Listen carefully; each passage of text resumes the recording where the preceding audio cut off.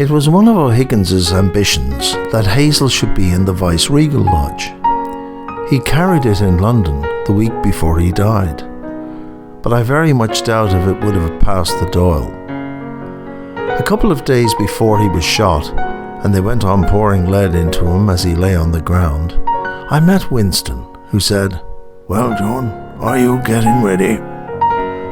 Pretending that I didn't know what he meant, I said, "Ready for what? The ViceRegal? That's a dream of O'Higgins's," I said.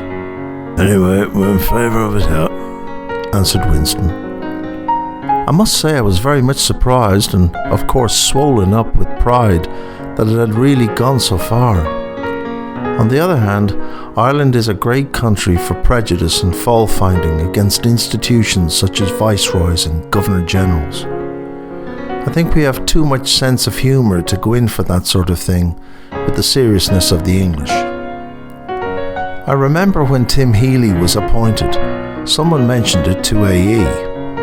"Useless expense," was the poet's curt and Irish reply. Hazel's first sight of the lodge was when she went to stay with the Wimbornes. She was thrilled by its beauty, which reminded her of the White House and the 18th century she loved. From that moment there was no other Ireland for her. She wandered about Ireland in a dream, finding out that she was really Irish. The Martins of Galway were her people, and it was purely by accident of birth that America claimed her. When she first met Edward Martin, she told him this. He looked at her and said, "You can't be a relation of mine. We never had a beautiful woman in our family yet." He hated women. She couldn't rest until she had explored every corner of the land. To her, it was the island of Yeats, James Stephens, A.E., Lennox Robinson, Synge, and the rest. Hazel's Ireland was as unreal as a mirage in the desert. Although we received many anonymous and threatening letters, I don't believe that there was a youth in Ireland so misguided as to turn his gun on a woman. Had she been allowed to reign and had her health held out, she might have succeeded. I should have been no use.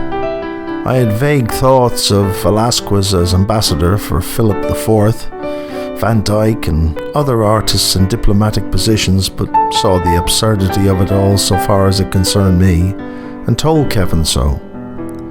There could have been no one more unfitted for the post, believing as I do that the more nations and religions there are, the greater opportunities for disorder.